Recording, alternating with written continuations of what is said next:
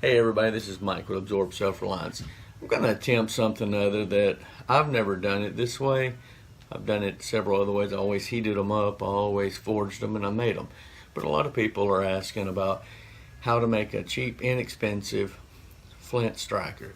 So, I have bukus of old files that I've had for years that I've wore them out. Some of them are still in a pinch, they'll work. But we're going to attempt to make 3 out of this. Now, personally, I've never done this. Will it work? If it's on the video, it worked. So it's a good indication you're watching it and it worked. So stick around and let's see how it does. Alright, so what you're going to start with is an old file. Now this one right here is one that I've had, for many years. It's got a chip in it right here where it's been dropped. It still has some good use in it, in a pinch. Like I said, just a pinch. This is a Simmons. It's made in the USA. Should do very well. So I've made some of them out of some Simmons before that I've heated up, reformed, and then come back and temper them back down to where they'll get sparked by chipping the metal off of it with a rock. So what you're going to do is, or what I'm going to attempt to do here, is go about 4 inches, because I believe we got about 12 inches. Yeah, we got roughly 12 inches. So we're just going to zap we're not making this thing beautiful. We're just making it work. An angle grinder will cut just fine. Zip, zip, zip. I don't want to have to go outside and do this at dark, so I'm going to do it inside here. Like I said, this is just a video spur of the moment thing. I've had a few people ask how to make one easily instead of going through a lot of the process of the bending, forming, and shaping, and then coming back and hardening it and then tempering it back down. So stick around. Let's go see it. Okay, for those that don't have a grinder or anything to cut it off, here's an easy way of doing it. You hear that? It's going to tell you something.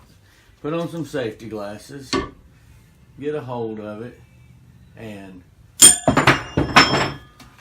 why bam.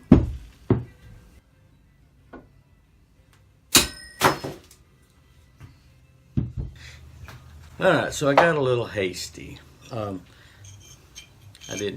should have paid more attention, but anyway. We have 2, and then we have a mini now, which is still usable for if you just want to use it for put in small Altoids tin or something. But let's go clean them up a little bit, and I'm not going to show a lot of footage on that. If you don't have a grinder or anything, you're really going to be in for a world of hurt and trouble, because you're going to have to hand sand this thing and it's going to take forever, and I just really don't think you're going to do it. But there's a lot of tricks and tips out there of how you can sand if you don't have a big belt sander. A 1x30 Harbor Freight, $49 investment. You get it for about $32. If you get the 20% off, go buy one. You'll love it. I'm serious, you will love it.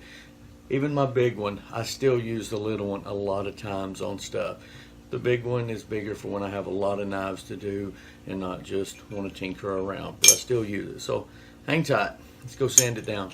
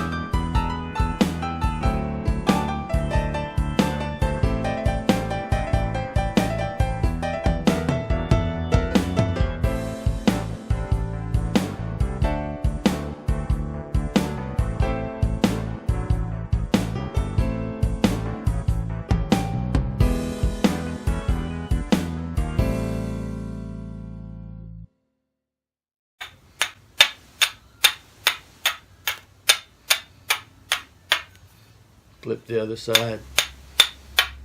You now have 2. I catch my building on fire, folks. Y'all have had it. And if it just worse comes to worse, you can keep working your way around it.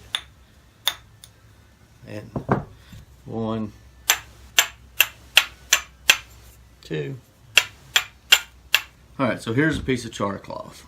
Now,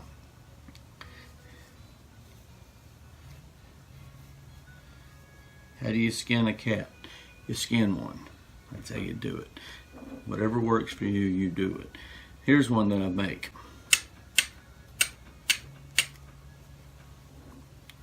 Now, we're not going to waste a bunch of char cloth out here, but see there?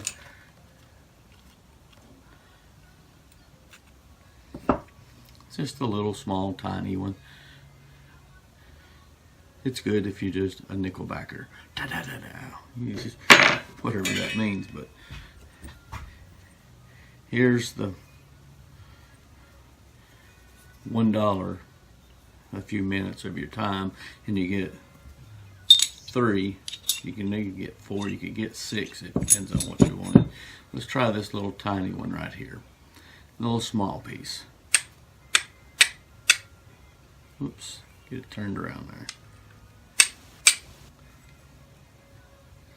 Now, we have a burn. I know y'all probably sound like, blow me a big fire, man. It's not gonna happen.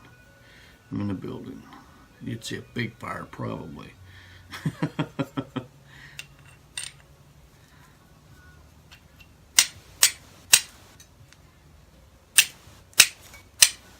I don't know, one thing I'm gonna have to do, I'm gonna have to chip this off a little bit.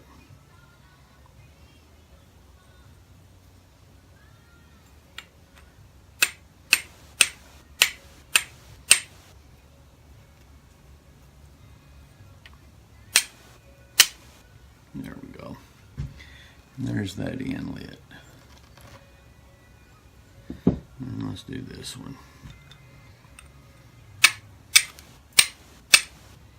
And then there's that one. You see, yeah, you see it. So guys, put this up. Well guys, there you have it. A simple, inexpensive way to have your own flint striker so that you can strike some flint and char and start making you some primitive fires, or not really primitive, but just some flint and steel fires. You can use the back of a good carbon bladed knife. I don't recommend it. You're taking metal off. That's what I mean. It's going to take a whole bunch of it off. No, it's not. But over time, yes, it's going to take some of it off, and you're going to see it, and you're going to see the scars dance, and you got to get some sandpaper out, and your knife maker is going to be mad at you because you took his 90-degree spine off of it, because you are not going to run it flat with your finger. So just remember that. But most important, go out and have some fun. Just go out in your shop, go out in your yard, go do whatever you got to do. Spend some time learning something other that will help you later on, make you more self-reliant, because that's what it's going to be about all in the end. Whenever your time is ready and you need it, you're going to need to know that you're self-reliant for whatever reason that it is. The more you can pack into your little suitcase of knowledge, the better off you're going to be. So remember, always have fun. Always do something, but never judge someone else for what they're doing, because for what they're doing is how they do it. And if they're doing it one way and you don't approve of it, do it your way, but make sure you get the same results they do. So, catch you guys on another video. Hopefully be real soon. There'll be some shop videos coming up. I'm still editing out Crash Bushcraft. I've got some things that I wanted to take out, things I needed to put in, things I needed to edit up into it, because I kind of got a bad foot. But that's a whole different story, and we'll get to working on all of that soon. So remember, learn to live without it before you buy it. And I'll catch you guys on another video. Thanks for watching. Don't forget to hit the like and subscribe button. And if you can, hit that little notification if you're not already on it. Until next video, I'll catch you guys in the woods.